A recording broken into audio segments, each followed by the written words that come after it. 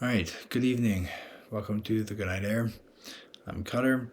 Tonight we're going to look at a very short video. It's only like 3 minutes, 45 seconds. It's going to be answering the question, what is Impressionism? This is a very famous movement, one of the more famous movements I think I will cover on this channel, on this playlist. Most people probably recognize the style or maybe some of the artist names in it. It's next on my list here. It starts around 1870s, goes for 30 years or so into the 20th century, into 1900 or so. And then, it inspires many other people after it. So, there's post-impressionism, which we will cover as well. But this is through the National Galleries of Scotland. You could go check out their YouTube channel. They have I'll probably use a lot of their videos, honestly. A lot of them are very engaging and full of basic information for being so short. So I'll try to switch it up. I don't want to just be reacting to only like one channel, but I think it's a good resource to tap into. Anyway, on that note, yeah, let's just get into it, see what they have to say, and hopefully learn something along the way.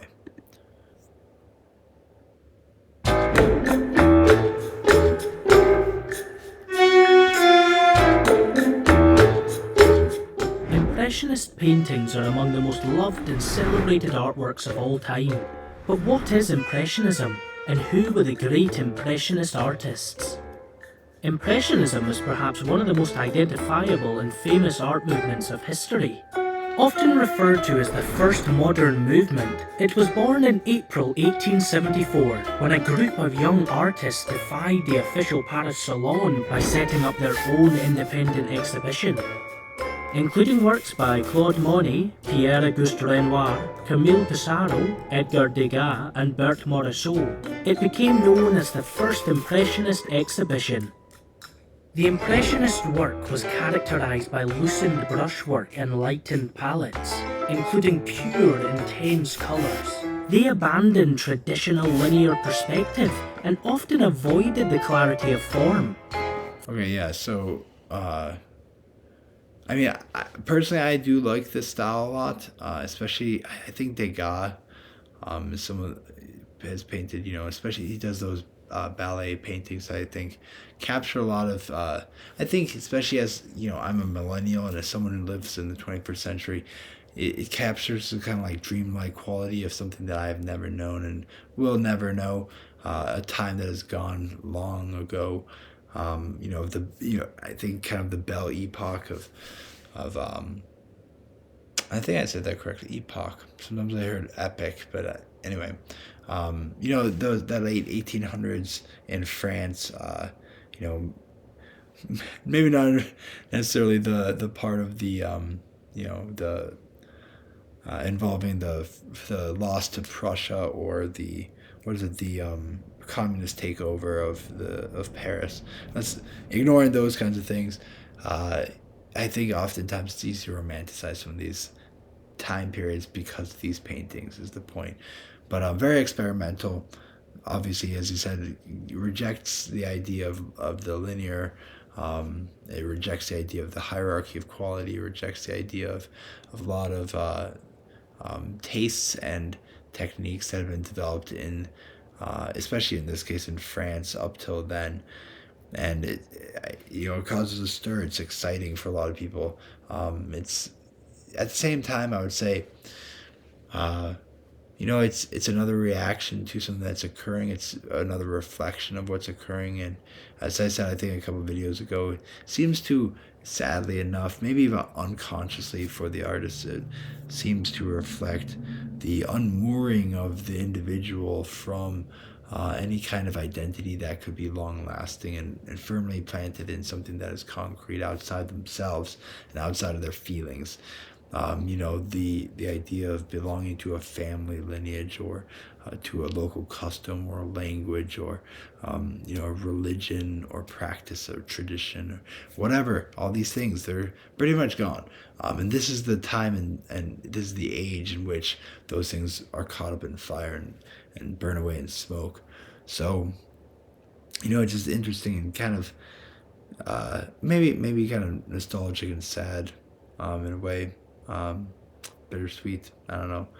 To see that acted out through these kinds of paintings, because like in this one, this could be split in half where she's daydreaming about herself as a youth, right? As a young person, innocent in her white dress, right? Compared to where she is right now, which seems more somber. She's, I don't know, sewing something maybe, but she's dressed in dark colors. So, bound by certain obligations or, the cynicism of adulthood.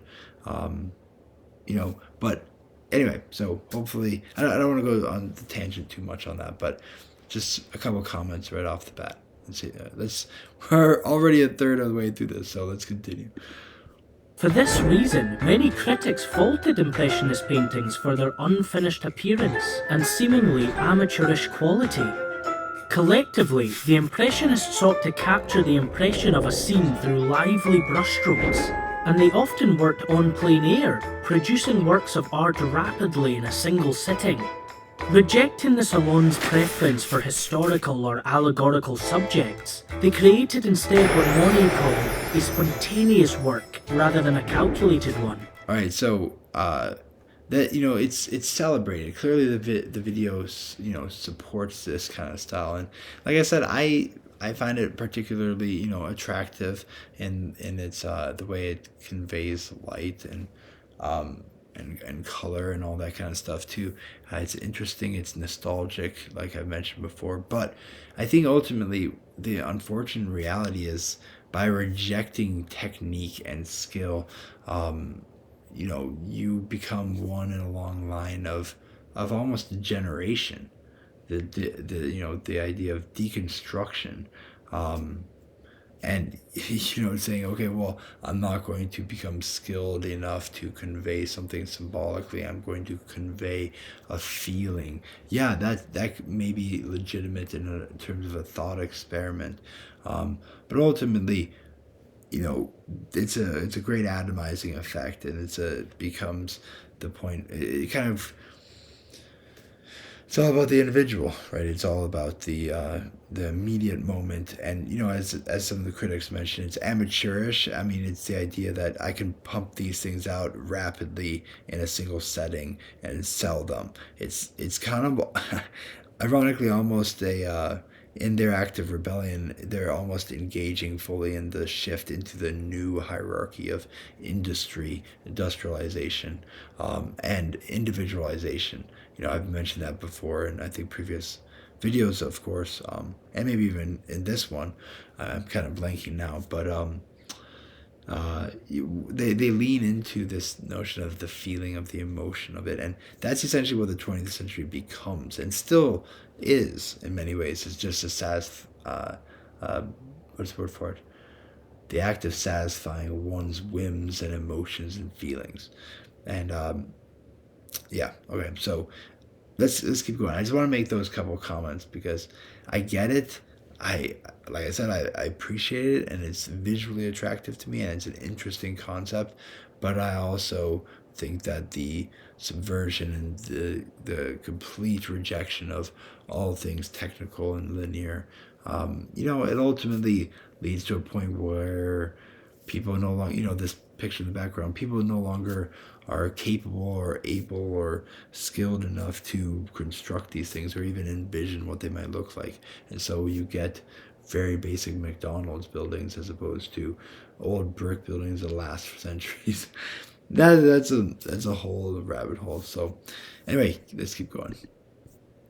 In the 1870s, many of the Impressionist painters were predominantly attracted to landscape, searching for ways to capture the fleeting effects of light, weather, and time of day on canvas. By the 1880s, artists looked beyond landscapes. Renoir turned towards figure painting. Monet considered visual perspective in a more abstract way through seriality and repetition, and Degas pursued female figures. Yet each retained the distinctive rapid brushstrokes, fresh colours, and sense of internal light unique to Impressionism. Much like the French realists, changing Parisian life and the reality of the modern city was a recurring theme for many Impressionists. who painted cafe scenes, railway bridges, and busy boulevards. Although the group was dominated by men, several female artists also rose to prominence, including Morisot and Cassatt. When the first Impressionist exhibition was held in 1874, Bert Morisot joined the group and agreed never again to send work to the Salon. Morisot was a faithful exhibitor at all 8 Impressionist exhibitions from 1874 to 1886.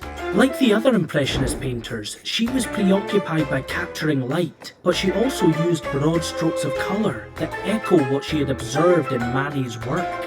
As the first modern art movement, Impressionism had a significant impact on subsequent artists and movements, with artists like Vincent van Gogh and Edvard Munch among those influenced.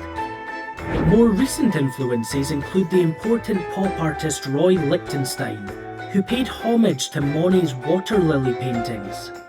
The aesthetic qualities of Impressionism can be seen widely through its ubiquitous popularity and impact on our culture today.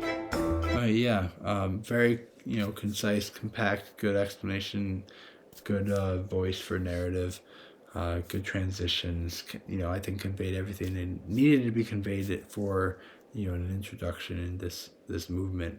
Like I said, personally, I enjoy them. I also understand it's kind of the unraveling of things continued. If you recall that first video I'm posting at the beginning of this playlist regarding, the title is How Art Got Here, or to Jackson Pollock or something like that, by Nerdwriter1. And it is an unraveling. It goes from representational form through highly crafted what's the word for it, highly sought techniques and skills, conveying some kind of allegorical, symbolic, religious, social meaning or commentary. And it goes from this to this, which is reflecting feeling, to eventually to Jackson Pollock drip painting, where we're all completely atomized at this point. And it ultimately, eventually, as I mentioned with Liechtenstein, with the pop movement, which, with, who's the famous guy? I always blank on his name. All the cans and all the, who's it, Marilyn Monroe, I think, right? Anyway, pop art eventually kind of commented on it in a cynical manner of, well, we're now mass producing art too. We're mass producing everything. Everything is captured by industry and by capital and by, and that is modernity. And so anyway, if this is reflecting that, it would make sense. And so you can kind of look at it, in my opinion, on, in a kind of nostalgic, sad, but also a treasured way, because it is a moment in time that, could only exist in that great transition from pre-industrial Europe into industrial modern Europe. So anyway, on that note, hopefully my comments make sense and add something to this, and hopefully you've learned something and enjoy it and continue to go through some of these and look into it yourself. Maybe find some artists you enjoy, put some art up on your wall, start to become a connoisseur in a way. On that note, have a great night, and God bless.